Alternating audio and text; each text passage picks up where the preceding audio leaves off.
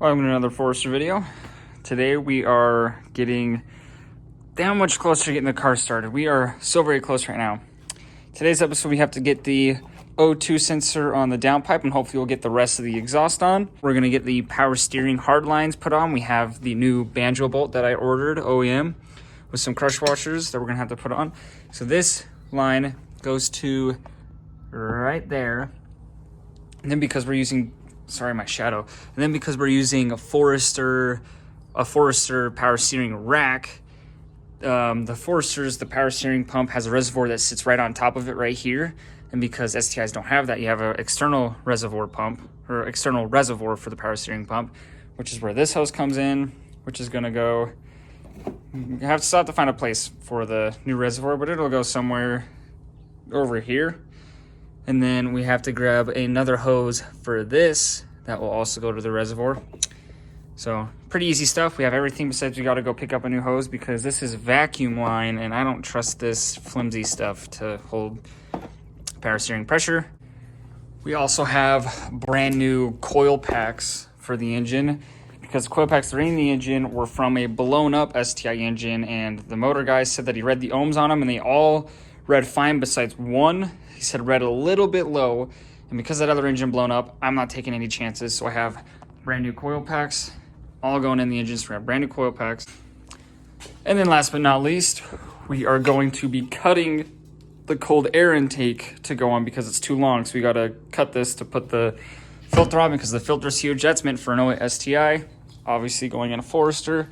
So we got to shorten it so the filter can fit here. I'm still waiting for the sensor to come in the mail. I haven't received it yet. And then I'm not sure we're going to be able to get this finished today, but we have a dual radium catch can set up that we got to figure out how to route it.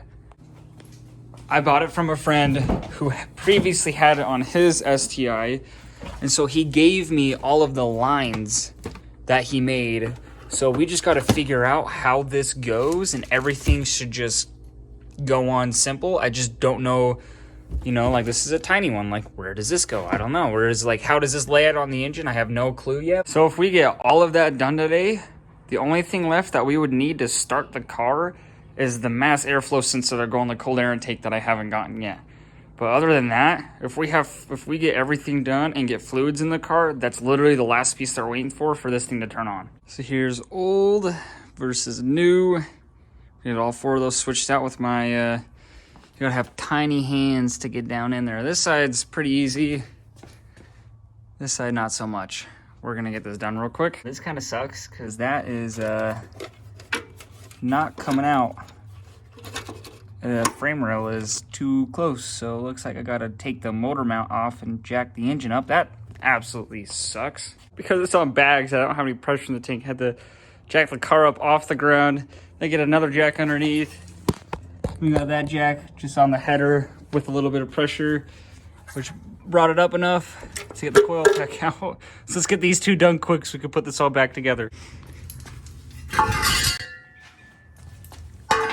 Finally have the whole stock exhaust out of the car. So we got the O2 sensor on the downpipe and we're starting to mock up the new exhaust.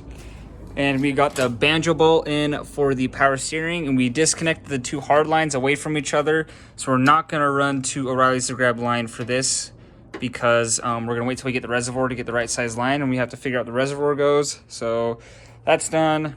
We can now put the top coolant radiator hose on. The STIs come with this expansion tank that has these two coolant lines. These two coolant lines are supposed to run to the radiator, but obviously I'm still running a Forester radiator, so we just have those blocked off, as you can see. We'll set those somewhere. Next thing to do is going to be to try and figure out the PCV/catch can system. And I also noticed that there is a ground wire underneath the car right there that we got to ground somewhere. But we're making good progress.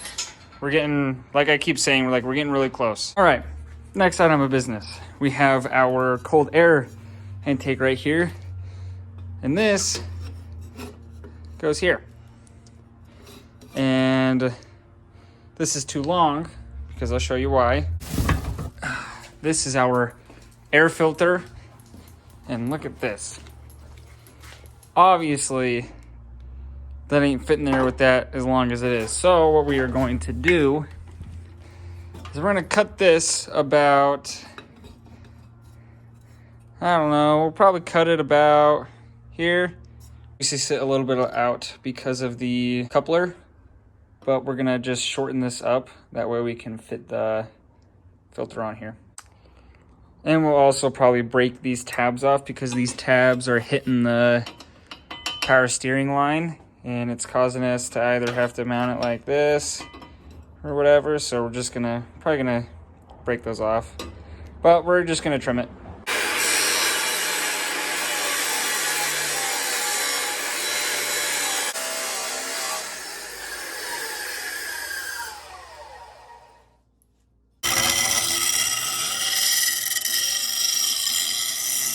Awesome, so I figured out kind of how the catch can setup works by laying up some of the hoses that he gave me.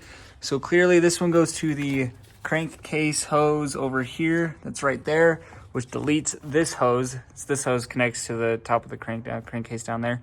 So it deletes this hose, and then runs all the way over. Take the PCV hose out, which is replaced with this hose down in there.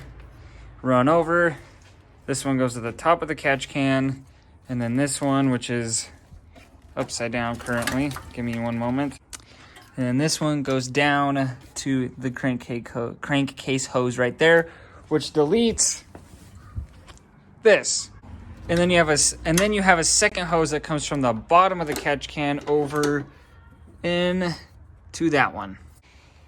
Now this is a dual catch can setup, so we have this second catch can. I think one of those hoses goes to that port right there. But I have no idea where the second hose goes to because it gives me this guy and this guy. And I'm pretty sure, about 90% sure one of them goes to that fitting right there. And it looks like the other one might go to somewhere underneath the AC pump. I don't know. I was looking at the instructions. They weren't really straightforward. So I think what we're going to do is we're just going to plug that fitting with another plug like we did back there with the hose clamp. And then just run the single catch can like this. So check this out. We have the catch can on here. This line runs down. This one runs down right there. Down to the crankcase. Like we said, we have it down to the PCV. Come all the way over. Down to the crankcase over here again. Then we have the second hose, which runs all the way up over on top to this guy down here. And then we took that guy out and we're gonna have to get a plug for it. We're done. Last thing for today is we wired, sorry, let me get down here. We wired the oil temperature sensor and ran the wires all the way up through the firewall into the engine bay. Not through the engine, into the cabin. So that's done. And we finished up the whole catch can setup, which is awesome. I also just got a delivery notification that the MAF sensor for the cold air intake just showed up to my house, which means, guys, this next video, this car will start. All we have to do after that is fluids, MAF sensor. Hopefully we'll get the power steering reservoir so we can hook these two hoses up right here, and we're done. Intercooler on, a couple extra small things, and the car will start. I mean, the car could turn over right now if we have no fluids or anything in it, so we're gonna hold off. But then in the next video, this car will start. A lot of good stuff done today. And we even got the, I don't know if I showed this, but we got the exhaust kind of mocked up. I just have one bolt in on the downpipe. We have two bolts in up there. I still haven't put it on the hangers, but it looks like it's gonna fit really well. I need to go grab an extra nut for one of these. That way we can have full bolts in all of them. That's why there's only one bolt in the downpipe side. So today we can't check anything off because intake not done yet because we just got the MAF sensor in. I need to go grab a new coupler for that. Exhaust not done yet because there's only one bolt in the downpipe and they're not in the hangers or anything. It's just kind of set up there. And button up loose ends, definitely not done yet because there's a lot of loose ends in here. I haven't mounted the tank. I haven't mounted the compressor. I haven't finished. I haven't wired. I have the wires for the oil temperature sensor into the cabin, but I haven't connected them yet. We have a blowout valve in the Zoomies bag. I have to reconnect the power line for the amp. Haven't even wired in the sub.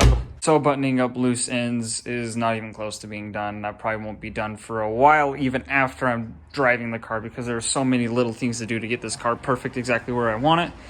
But that's what we're gonna end this video, guys. It might be a little bit of a shorter video because I don't want to make a huge long video of all this getting the car started and with multiple days in it. I just want to give you guys a good car starting video. So we're gonna end this one here. In the next video, Granda will be running. Peace out. Thank you for watching. I love you all. Bye.